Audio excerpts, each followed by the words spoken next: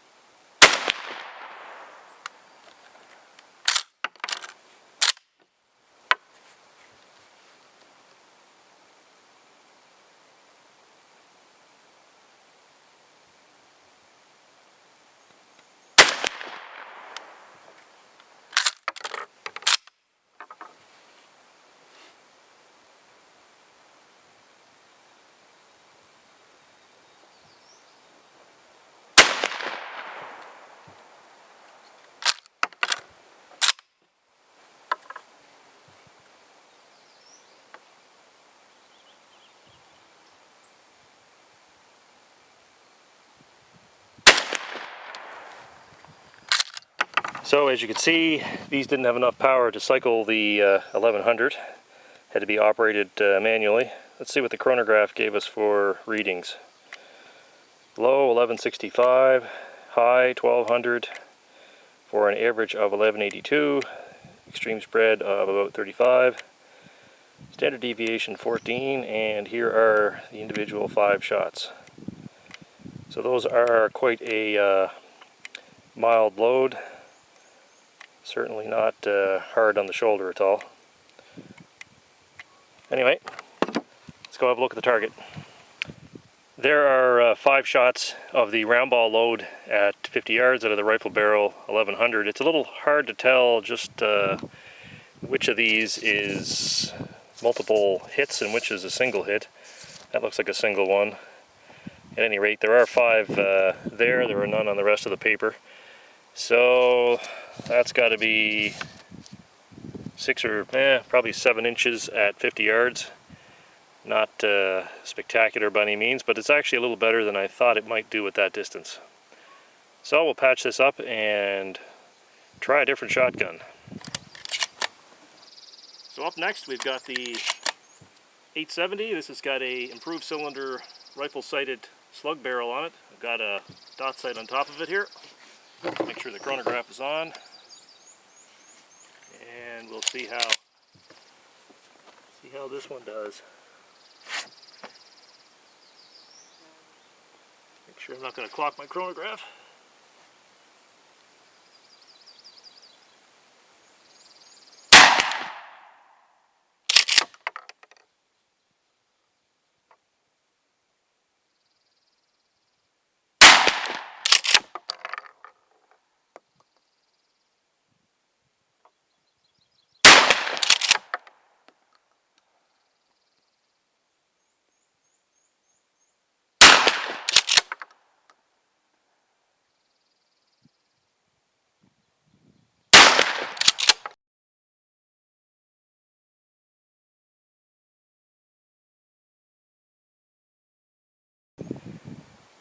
And here's a target at 50 yards, 5 shots of the round ball load out of the 20-inch 870 improved cylinder barrel.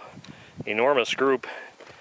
Caught the edge of the target with this one here. 1, 2, 3,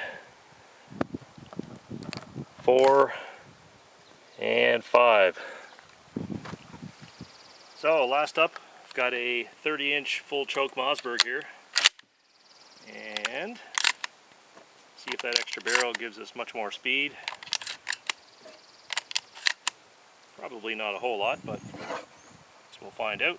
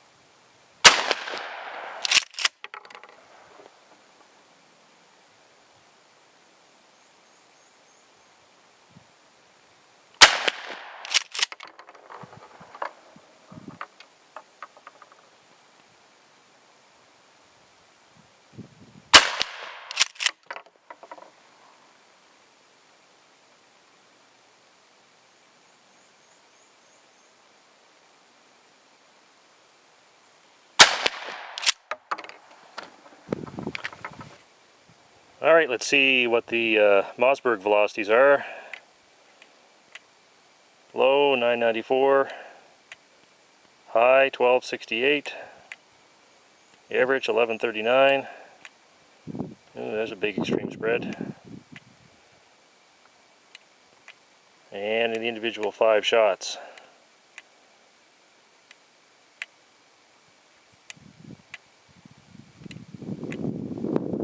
Not the most consistent velocity spreads. Let's go have a look at the target. Once again, 50-yard target and 5 of the round ball loads, this time out of the Mossberg with a 30-inch full choke barrel. And that doesn't seem to be the solution either.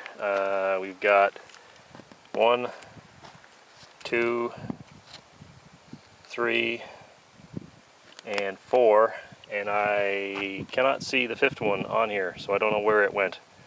Anyway, that's got to be, of the 4, it's probably 27 or 28 inches extreme spread, so that's pretty terrible. Anyway, I guess if you're going to use a full choke Mossberg with these things, you might want to get a little closer.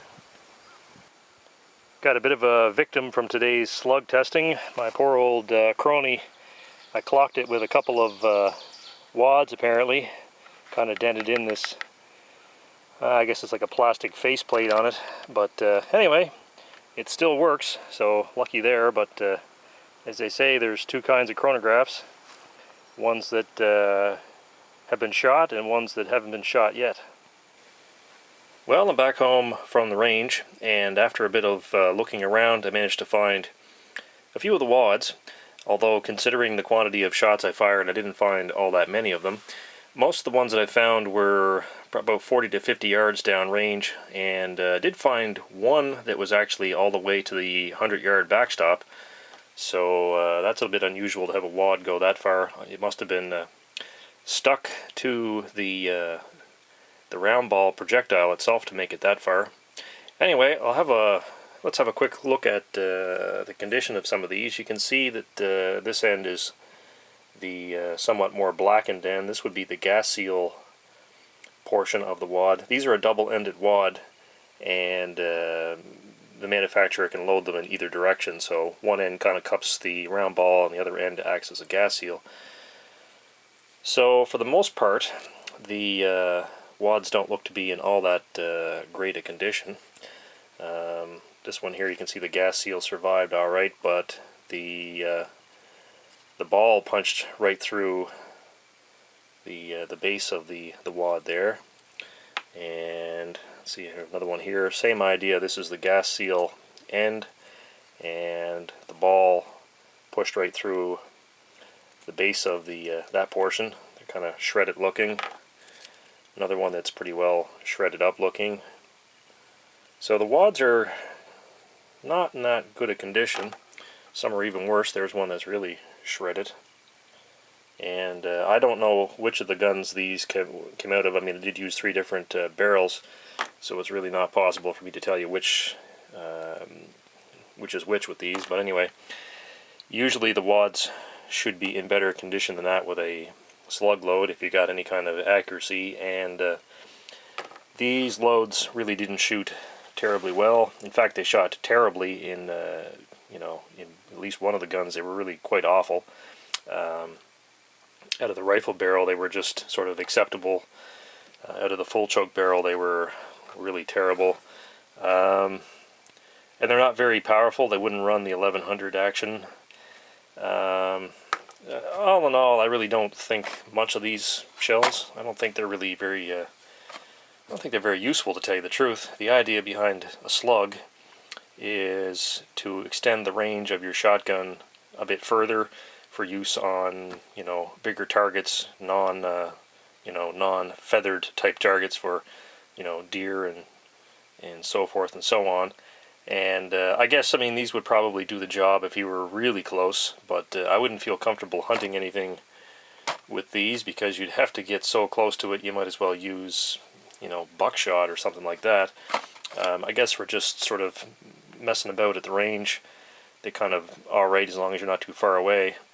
But, I don't know. They're too low powered, and the accuracy just isn't there. So I think this is the one and only box of these that I'll be buying. I'll continue to shoot my own homebrewed slug loads. You can do better than this with a round ball slug load that you can make yourself, and that's a cheaper route to go as well. These are not a bad price.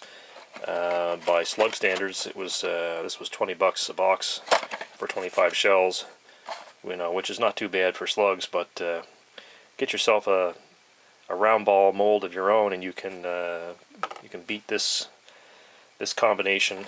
Get a more powerful load that shoots a little bit better. Anyway, thanks for watching, guys, and we'll talk to you later.